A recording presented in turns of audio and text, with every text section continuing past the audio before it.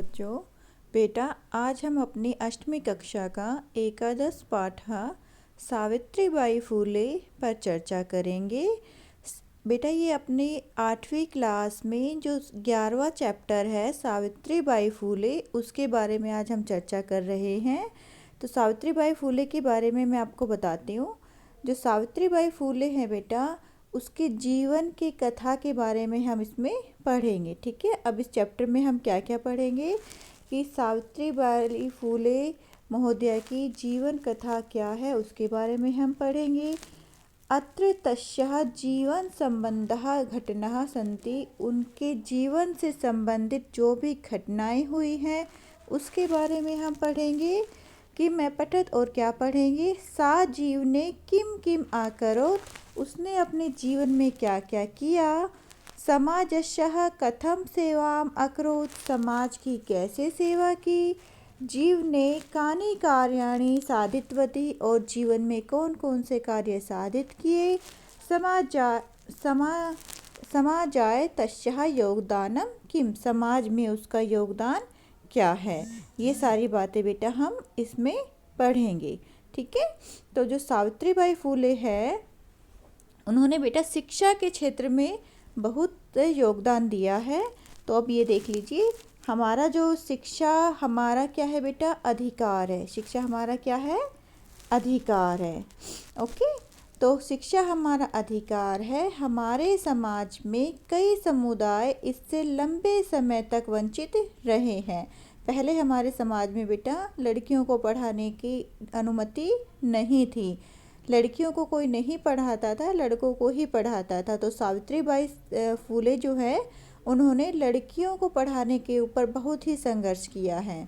देखो, शिक्षा हमारा अधिकार है। हमारे समाज में कई समुदाय इससे लंबे समय तक वंचित रहे हैं। उन्हें इस अधिकार को पाने के लिए लंबा संघर्ष करना पड़ा। लड़कियों को तो ज़्यादा अवरोध झेलना पड़ता रहा है। प्रस्तुत पाठ इस संघर्ष का नेतृत्व करने वाली प्राप्तः स्मरणीय एवं अनुकरणीय महिला शिरोमणि सावित्रीबाई फूले के योगदान पर केंद्रित है। तो इसमें बेटा हम सावित्रीबाई फूले के बारे में पढ़ेंगे। अब स्टार्ट करते हैं चैप्टर को। चैप्टर है बेटा, उसमें संस्कृत देखिए। ऊपरी निर्मितम चित्रम पश्यत, ऊपर निर्मित चित्र को देखिए। जो चित्र दिखाया गया है ना बेटा, उसको देखिए। इदम चित्रम कस्याचित् पाठशालायाः वर्तते है, यह चित्र निश्चय ही किसी पाठशाला का नहीं है। ठीक है, यह किसी पाठशाला का है। यह चित्र निश्चय ही किसी पाठशाला का है। इयं सामान्य पाठशाला नास्ति, यह कोई सामान्य पाठशाला नहीं है। इयम् अस्ति महाराष्ट्रस्य प्रथमा कन्या पाठशाला, यह कौन सी पाठशाला है, महाराष्ट्र की पहली कन्या पाठशाला है। लड़कियों के लिए जो पढ़ाई करवाई गई थी बेटा, वो पाठशाला है ये, जिसको सावित्रीबाई फूले ने खोला था। एका शिक्षिका गृहात् पुस्तकानि आदाय चलती, एक शिक्षिका घर से पुस्तक को लेकर चलती है।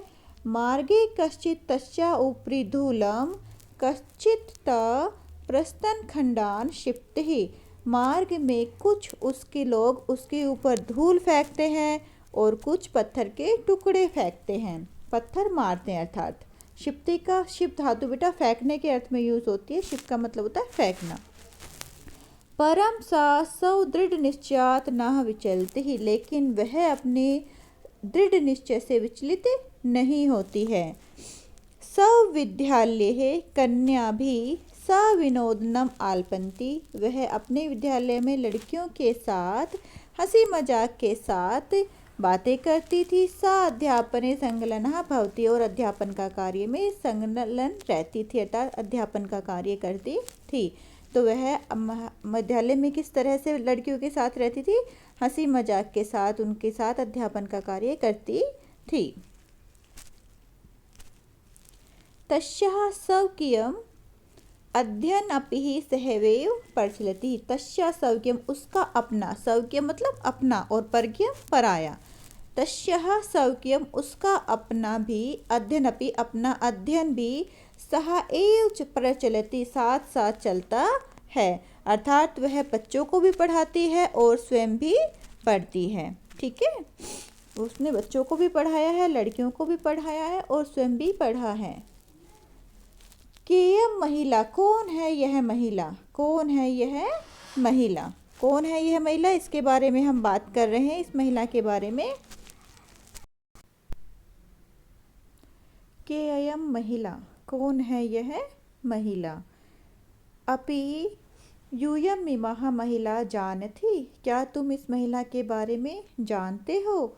इयमेव महाराष्ट्रस्यः प्रथमा महिला शिक्षिका सावित्रीबाई फूले नामधेया। यही महाराष्ट्र की प्रथम शिक्षिका सावित्रीबाई फूले है। जनवरी मासस्यः तृतीयः दिवसः 1831 तमे ख्रीस्ताब्दे महाराष्ट्रस्य न्यायगांव नाम्नि स्थाने सावित्री अजायत। इनका जन्म 3 जनवरी 1831 को नायगांव महाराष्ट्र में हुआ था। तस्याः माता लक्ष्मीबाई पिता जा खंडोजी इति अभिहितौ। इनकी माता का नाम लक्ष्मीबाई और पिताजी खंडोजी थे। ठीक है बेटा, इनकी माता का नाम क्या था, लक्ष्मीबाई, और पिताजी का नाम खंडोजी। 9 वर्षदेशीयः सः ज्योतिबा फूले महोदयेन परिणीतः। 9-10 का मतलब क्या हुआ, 9 और 10 अर्थात 19 साल की उम्र में। ठीक है, 9-10 का मतलब क्या हुआ, 9 वर्ष देशी है, 9 वर्ष की ही उम्र में, 9 वर्ष की ही उम्र में उनका जो विवाह है ज्योतिबा फूले के साथ कर दिया गया। अर्थात उनकी जो शादी है वो 9 साल की उम्र में ही हो गई थी।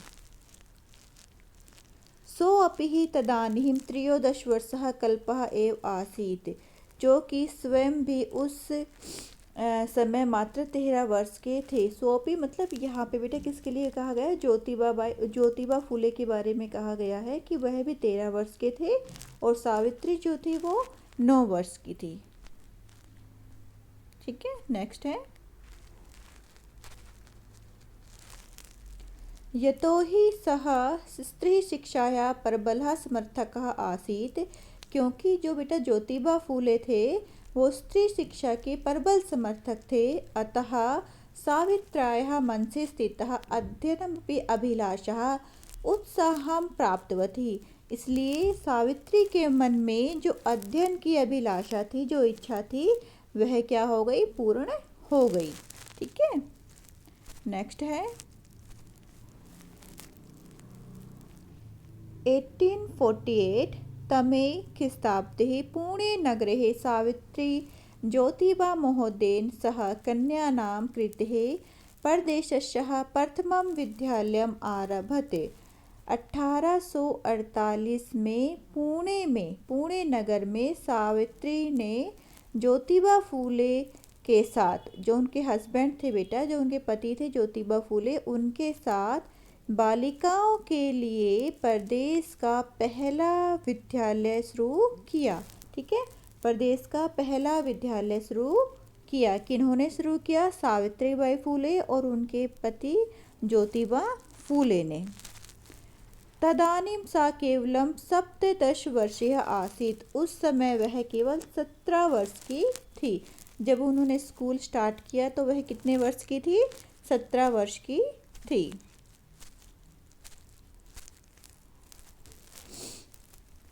1851 तमे ख्रीस्ताब्दे अपृच्छत्वात् तिरस्कारकर्तस्य समुदायस्य बालिकानां कृते पृथक्तया तया अपरः विद्यालयः प्रारब्धः। कह रहे हैं कि 1951 में छुआछूत के कारण अपमानित समाज की बालिकाओं के लिए सावित्रीबाई फूले ने अलग से विद्यालय की स्थापना की। जो छुआछूत के कारण जो नीचे जाति के लोग होते थे बेटा, पहले लोग उनको हाथ नहीं लगाते थे, छुआछूत करते थे, तो उनको के लिए भी, जो निम्न समुदाय के लोग हैं, उनकी लड़कियों के लिए भी उन्होंने एक अलग से विद्यालय खोला। सामाजिक कुरीतिनां सावित्री मुखरम विरोधम अकरोत्। समाज में फैली बुराइयों का सावित्री ने खुलकर विरोध किया। सामाजिक कुरीतिनां सावित्री मुखरम विरोधम अकरोत्। विधवानां शिरोमुण्डश्च निराकरणाय सा साक्षात् नापितैः मिलितः। विधवाओं के मुंडन के लिए, जो विधवाएं थी बेटा, उनका सिर मुंडन कर दिया जाता था, अर्थात उनके बाल काट दिए जाते थे। तो जो सावित्री बाई फूले हैं, उन्होंने जो बुराइयां हैं उनका विरोध किया और विधवाओं के सिर मुंडवाने से संबंधित प्रथा को बंद करने के लिए वह स्वयं ही नाइयों से मिली। नाई वो होते हैं बेटा जो बाल की कटिंग करते हैं।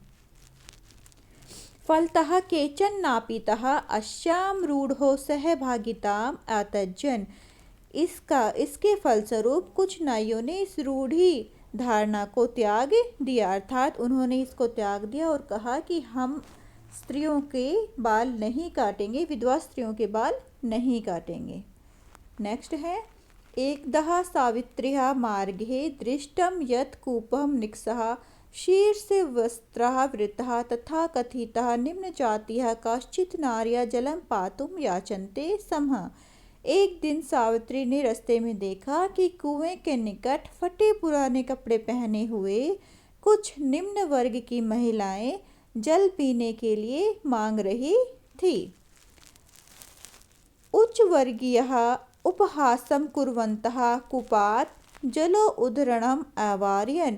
उच्च वर्ग की कुछ स्त्रियां उनका मजाक करती हुई उन्हें कुएं से जल भरने के लिए मना कर रही थी, अर्थात वह उन्हें वहां से भगा रही थी। सावित्री एतत् अपमानं सोढुं न शक्नोत्। सावित्री से यह अपमान सहन नहीं हुआ। सा ताः स्त्रियः निज गृहं नीतवान्। वह उन स्त्रियों को अपने घर ले आई। अब अपने घर लेके आके उसने क्या कहा सावित्री ने, तडागम दृष्टिवः आकथत। तालाब को दिखाया और कहा, च यत यथेष्टम जलम नयत। जितना जल तुम्हें चाहिए उतना ले लीजिए। सार्वजनिक ओ अयम तडाग। यह जो तालाब है वह सार्वजनिक है, अर्थात तुम्हें जितना जल चाहिए आप ले लीजिए, यह तालाब सार्वजनिक है। अस्मात् जल ग्रहणे न अस्ति जाति बंधनम। इससे जल लेने में आपको कोई भी जाति का बंधन नहीं है, अर्थात यह सभी जातियों के लिए है। तयः मनुष्याणां समानतायाः स्वतंत्रतायाश्च पक्षः सर्वदा सर्वथा समर्थितः। उन्होंने मनुष्य की समानता एवं स्वतंत्रता को हमेशा पूर्ण रूप से समर्थन किया। महिला सेवा मंडल शिशु हत्या प्रतिबंधगृह इदानीं संस्थः स्थापनायाः फूले दंपत्योः अवदानम महत्वपूर्णम। ठीक है, तो उन्होंने कौन कौन से कार्य किए, अब ये कह रहे हैं कि उन्होंने समानता एवं स्वतंत्रता को हमेशा से ही पूर्ण समर्थन किया है और महिला सेवा मंडल, शिशु हत्या प्रतिबंधक गृह इत्यादि संस्थाओं के निर्माण में फूले दंपति का महत्वपूर्ण योगदान है। सत्यशोधक मंडलस्य गतिविधिषु अपि सावित्री अतीव सक्रियः आसीत्। सत्यशोधक मंडल की गतिविधियों में भी सावित्री अत्यधिक सक्रिय थी। अस्याः मंडलस्य उद्देश्यम् आसीत् उत्पीडानां समुदायानां स्वाधिकारान् प्रति जागरणम् इति। तो इसका क्या था बेटा, इसका है, इस मंडल का उद्देश्य था, जो सत्यशोधक मंडल है उसका क्या उद्देश्य था, उसका उद्देश्य था सताए गए लोगों को उनके अधिकार के प्रति जागृत करना। उत्पीड़नानां समुदायानां अर्थात सताए जाने वाले लोगों के समुदाय को उनके अधिकार के बारे में जागृत करना। स्व अधिकाराणां प्रति जागृति, उनके अधिकार के बारे में जागृत करना। सावित्री अनेका संस्थाः प्रशासनेन कौशलेन संचालितवती। सावित्री ने अनेक संस्थाओं को अपने निर्देशन की कुशलता से संचालित किया। दुर्भिक्षे काले, दुर्भिक्ष का होता है अकाल, अकाल पड़ना, दुर्भिक्ष काले। दुर्भिक्ष काले प्लेग काले च सा पीडितजनानाम् आश्रान्तम् अवृतं च सेवाम् अकरोत्। उसने बेटा जब जो सावित्रीबाई फूले हैं उन्होंने अकाल और प्लेग के समय में पीड़ित लोगों की बिना थके हुए लगातार सेवा की। ठीक है, आश्रांतम मतलब बिना थके हुए, आवृतम लगातार। आश्रांतम का मतलब क्या होता है, बिना थके हुए, और आवृतम लगातार सेवा की। सहायता सामग्री व्यवस्थाएं सर्वदा प्रयासम अकरोत्। और क्या किया, उनकी जो सहायता सामग्री की व्यवस्था का पूरा प्रयास किया। महारोग प्रसार काले सेवारतः सः स्वयं असाधारण रोगेण ग्रस्तः। वह जो ये महारोग था बेटा प्लेग का, उसमें लोगों की सेवा करते करते उसको स्वयं भी यह महामारी हो गई, अर्थात वह भी इस महामारी से पीड़ित हो गई। 1897 तमे ख्रिस्ताब्दे निर्धनम गता, और 1897 ईस्वी में उनकी मृत्यु हो गई। साहित्य रचनायां अपि सावित्री महितिः। साहित्य रचना में भी सावित्री ने बढ़ चढ़कर भाग लिया। तस्याः काव्य संकलनद्वयं वर्तते। उसके 2 काव्य संग्रह हैं। कौन कौन से काव्य संग्रह हैं, ये क्वेश्चन में भी आता है बेटा। तो उसके 2 काव्य संग्रह कौन कौन से हैं, काव्य फूले और सुबोध रत्नाकर। ठीक है, काव्य फूले सुबोध रत्नाकर चतिः, उनके 2 काव्य संग्रह हैं, काव्य फूले और सुबोध रत्नाकर।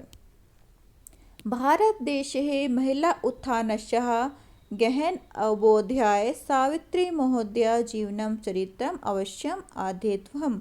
ये कह रहे हैं कि भारत में महिलाओं के उत्थान की स्थिति को गहराई से समझने के लिए सावित्री का जीवन परिचय अवश्य पढ़ना चाहिए। ठीक है, अवश्यम अध्येतव्यम्, हमें अब जरूर पढ़ना चाहिए, क्योंकि सावित्रीबाई फूले ने बेटा कन्याओं के लिए भी काफ़ी काम किया है, लड़कियों की शिक्षा के लिए भी। उसके अलावा उन्होंने समाज के में भी बहुत सारे कार्य किए हैं। तो ये हमारा बेटा सावित्रीबाई फूले का हिंदी अनुवाद था जो आज हमने किया है। इसके बाद हम अभ्यास कार्य करेंगे। तो आप लोग बेटा हिंदी अनुवाद अच्छी तरह से याद कर लीजिए। ओके बेटा, टेक केयर, अपना ध्यान रखना बच्चा।